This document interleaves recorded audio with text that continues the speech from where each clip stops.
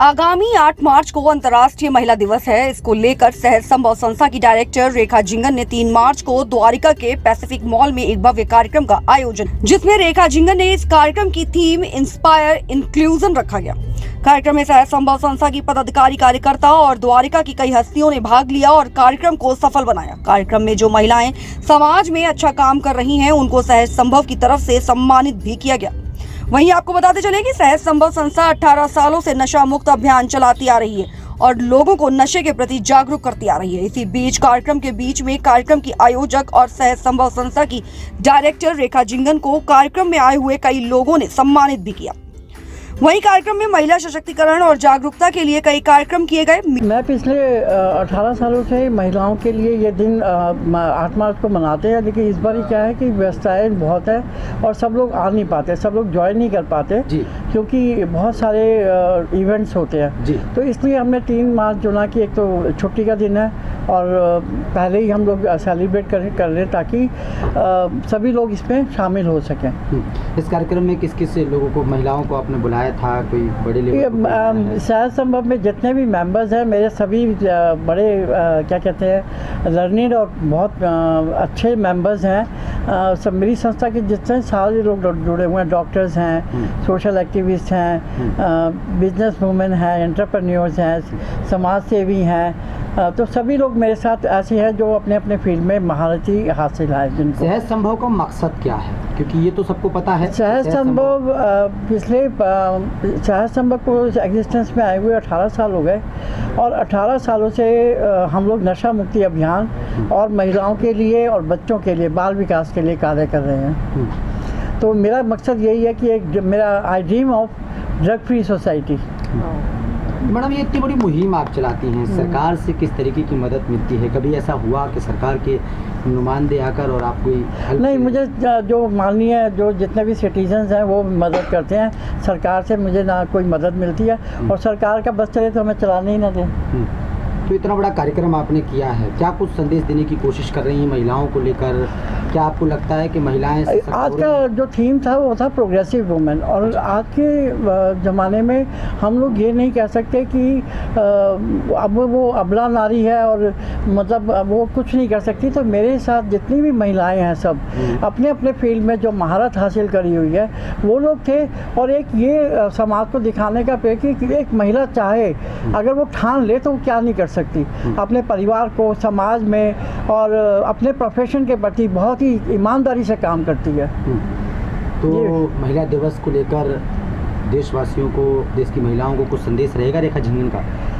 मेरा यही मानना है कि every day is a women's day, but ठीक है, महिलाओं का सम्मान करना चाहिए और पुरुष वर्ग को भी सोचना चाहिए कि महिलाएं क्या नहीं कर सकती। बेटी बचाओ बेटी पढ़ाओ का हम स्लोगन बोलते हैं और हम लोग बात करते हैं, तो आजकल बेटियां कहाँ कहाँ नहीं पहुंची और सब मतलब उनको अधिकार है। और मेरे साथ अंडर प्रिविलेज मेरे साथ बच्चियाँ पढ़ती हैं और वो इतनी ज़्यादा सक्षम है, उनको एक बार कहने की देर होती है कि वो अपने आप सारा कुछ तैयार कर लेती हैं। तो आप मानती हैं कि पुरुषों के बिना साथ के महिला आगे बढ़ सकती है? नहीं, ये देखो, ये एक कंट्रोवर्सी वाला सवाल हो जाएगा। मैं ये तो नहीं कह सकती कि पुरुषों के बिना जो है महिलाएं कर सकती हैं। पुरुष भी उतने ही ज़रूरी है, भागीदारी तो है, पुरुषों की भी है और महिलाओं की भी है, बट महिलाओं का सम्मान उचित होना चाहिए। नहीं, उचित तो है। सोशल मीडिया में कुछ अपडेट्स आप लगातार देख रही होंगी, कुछ लोग हैं, पारिवारिक लोग हैं जो अच्छे से वीडियो बना रहे हैं, खुशियाँ जता रहे हैं, कोई इशू नहीं है, लेकिन कहीं कहीं ऐसी घटनाएं भी सामने आ रही हैं कि मामूली से विवाद को लेकर महिला तलाक ले लेती है, पुरुष को प्रताड़ित करती है। कई घटनाएं आपने सुनी होंगी, तो मेरा एक संदेश आपकी तरफ से ये रहेगा कि सर, ये तो सोशल मीडिया का ज़माना है, कुछ फेक भी है और बाकी आप ये देखें ना कि हम सक्सेस स्टोरीज देखें और हम लोग अपने बच्चों को संस्कार दें और हम अपने घर से नींव रखें कि कैसे हम लोगों ने अपने आप को सर्वाइव किया।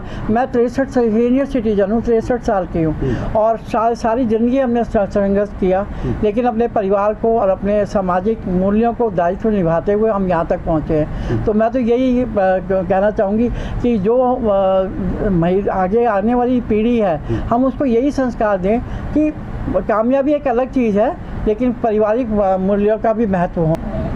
इसमें 8 मार्च और 3 मार्च मैंने नहीं रखता। महिला दिवस तो पूरी ज़िंदगी पूरा साल चलता रहता है, क्योंकि महिलाओं के बिना तो कुछ भी नहीं है, महिला है तो सब कुछ है। तो इसमें 3 को मनाया है, ये तो हम अपना देखा है हमने, लेकिन अदरवाइज़ महिला दिवस तो पूरा साल होता है। तो महिलाओं के लिए क्या कुछ संदेश रहेगा? क्या आपको लगता है कि महिलाएं मजबूत हो रही हैं, क्योंकि घटनाएं भी बढ़ रही हैं, आए दिन घटनाएं आप सुनती हैं, बच्चियों के साथ बलात्कार, महिलाओं के साथ बलात्कार, उत्पीड़न की घटनाएं सामने आती हैं, क्या लगता है?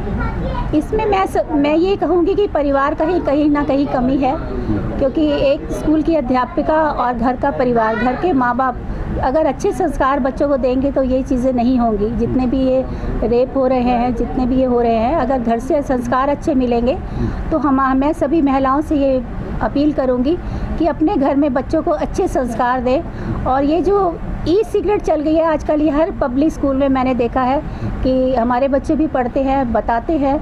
तो हमें चाहिए कि जैसे सहज संभव हमारी रेखा जी इतना बड़ा NGO चला रही हैं, तो मैं चाहती हूँ सरकार से कि हमें इतनी ज़्यादा दी जाए कि हम स्कूल में जाके, कॉलेज में जाके ये काउंसलिंग करें कि ये चीज़ सिगरेट हो, शराब हो, ये चीज़ अच्छी नहीं है। इसके लिए सरकार से हम विनती करते हैं कि हमें इस चीज़ की परमिशन दें। बोलना चाहती हूँ कि उर्मिला जी जो बोल रही हैं वो बिल्कुल सच बोल रही है कि हमने बहुत कुछ सीखा है रेखा बहन से, और प्रमिला जी से, चित्रा जी से, उर्मिला जी से, सभी यहाँ पे जो बड़ी बहनें हैं, सबसे सीख के हम आगे बढ़ रहे हैं और ये हमारा मार्गदर्शन कर रही है।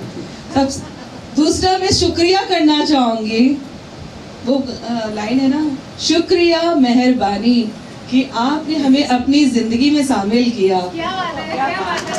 और हम इससे घायल हो गए और हम रोक नहीं पाते अपने मन को और हम चले आते हैं। Thank you Rekha ma'am and thank you Pramila ji.